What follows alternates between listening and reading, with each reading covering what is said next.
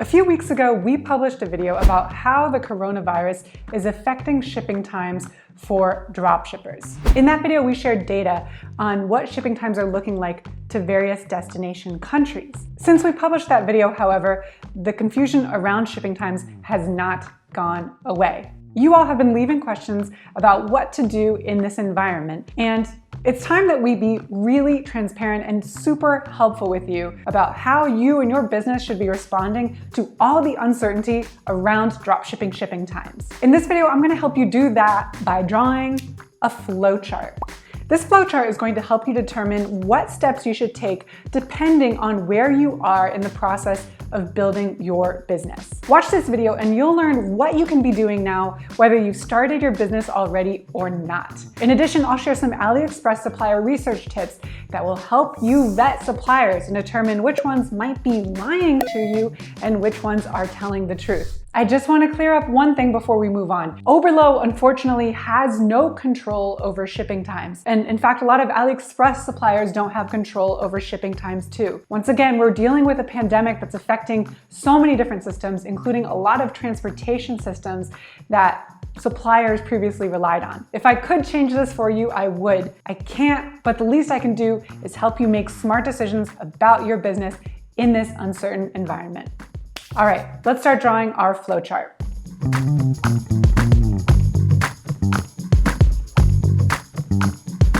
Y'all, successful businesses are not made through luck.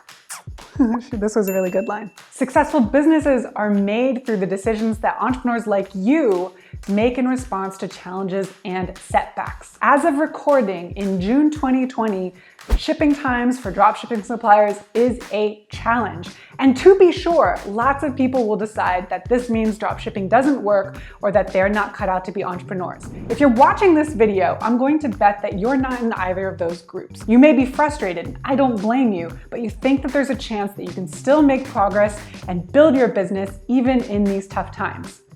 You're right. I'm going to help you make decisions today that will set your business up for long-term success. I'm going to do that in a more visual way. So if you're a visual learner, you'll find this video really helpful. Let's begin. By the way, I have the handwriting of a crazy doctor. So if there's anything that you don't understand as we film it, fear not. We're going to write out the steps in a way that you can understand, and you can find that information in the description below. The main question we're starting with is, how should I handle?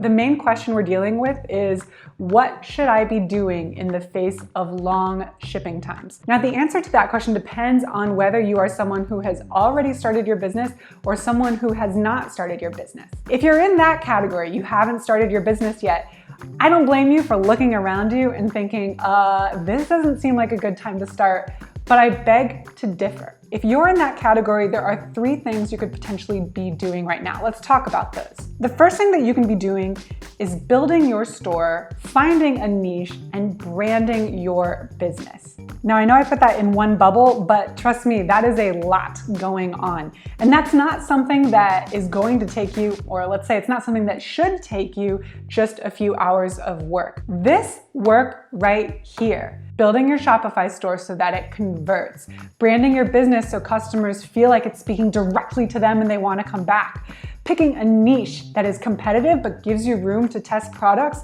that involves a lot of time thinking about what you're passionate about and where the opportunities are. Right now, you have time. If you don't want to be fulfilling orders that may not arrive to customers on time, then you've got a couple days or maybe a couple weeks to be putting in the work here. When you put in the work here, you're going to be better able to capture customer interest once you feel better about turning back on the ads and fulfilling orders and sending products out to customers. Now, some of you might say, okay, but if I'm building my Shopify store, that means that I have to start paying for this store before I'm even making any money selling products.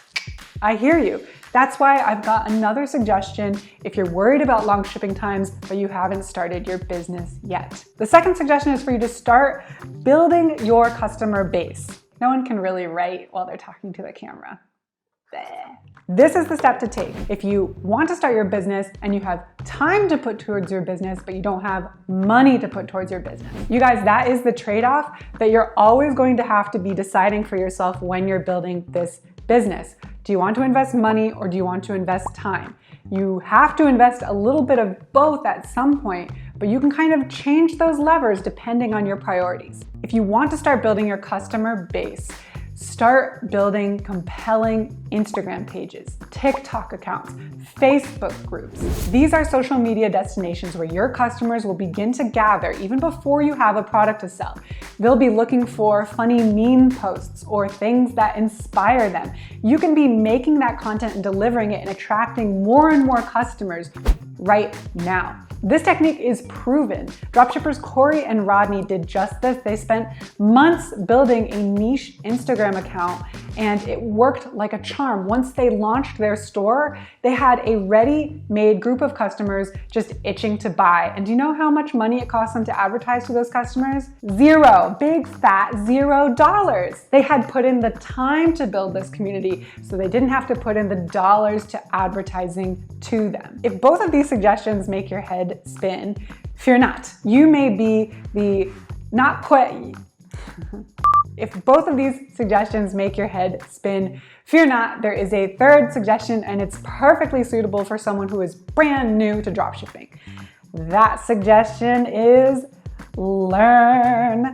I bet you think I'm being cute. Like, learn is such a catch-all suggestion. You're thinking, right, well, you just want me to subscribe to your YouTube channel. Well, I would love it if you subscribe to Oberlo's YouTube channel. But I also want to point out here that learning is not just going to be part of your beginning phase of entrepreneurship. If you want to make it as an entrepreneur, if you want to control your hours, if you want to work from, well, home, I guess that's pretty much what you're doing already, but work from home on your own hours, you've got to be a continuous learner. Because as soon as you've mastered Facebook ads, guess what? In 2 years, there's gonna be another marketing platform. Where do you think TikTok came from? It's brand new, it's blowing up.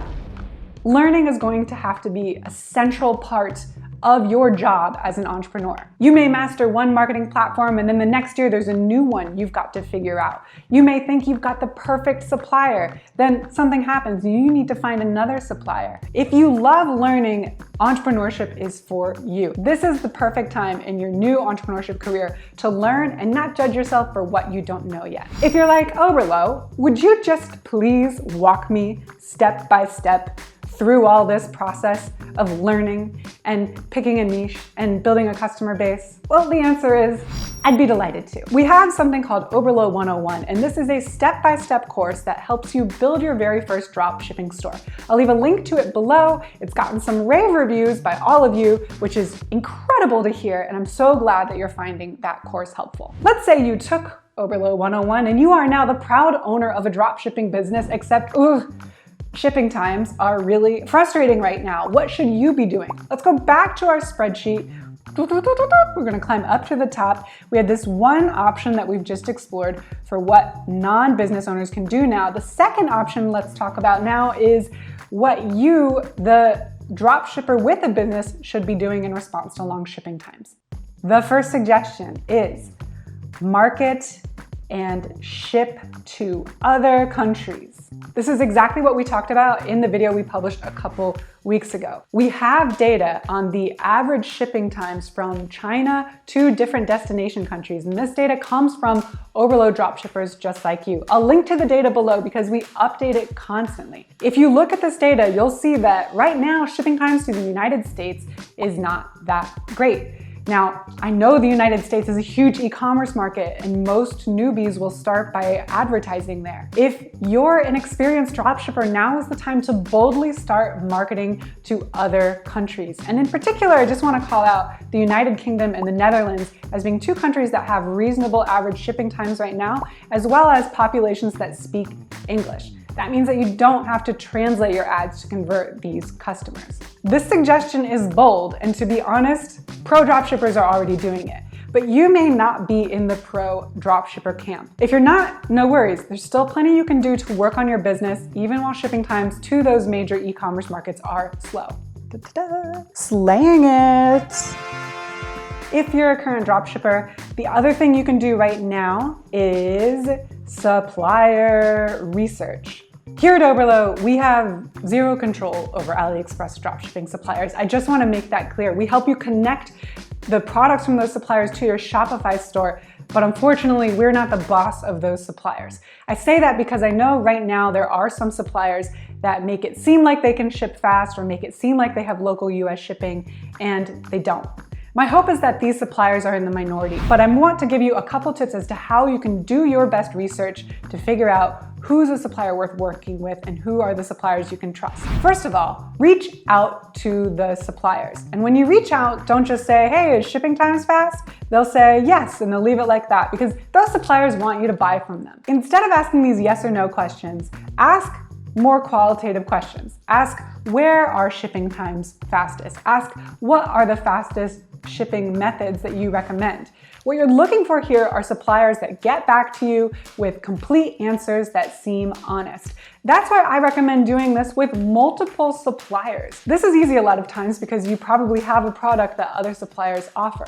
So reach out to multiple suppliers, see who gets back to you quickly, who provides a complete answer. As well, go to the products that you're thinking of importing and scroll down. Now you can see customer reviews with little flags next to those customer reviews. That's the country of the person who purchased the product and is now leaving the review. Look for flags that correspond with the countries you want to market and ship to, because those customers will often tell how long it took them to get their product. That's super helpful information for you, coming straight from customers and not from the supplier themselves, who's incentivized to make the sale. The last thing that you can be doing if you are an existing dropshipping business owner who's concerned about shipping times is hit pause. I know you weren't expecting me to tell you to stop dropshipping, and I'm not, actually. I don't recommend that you quit, but I do recommend that if all of this is overwhelming and draining, that you take the time to slow down. Take a minute for yourself. There is a lot going on in this world, and you are not less of an entrepreneur for needing a bit of a break so that you can come back to your business at a later time and really give it your all. This is a tough time to be a dropshipper, but we know it won't last forever. I hope this flowchart gave you some ideas of what you can be doing now to build your business, even while shipping times are slow. You probably still have a lot of questions, so leave them in the comments. I'm gonna try to answer as many as possible. And if you are a dropshipper, please respond to other commenters and share your experience. We have this incredible community watching our YouTube videos. Let's help each other out, because as the world moves on from this global pandemic, there are some of us who are going to be poised to make life-changing businesses, and those are the people watching this video. That was way too grandiose. Let's help each other out so that as the world moves on from the pandemic, we're all well positioned to be successful entrepreneurs. Thanks for watching. We did it.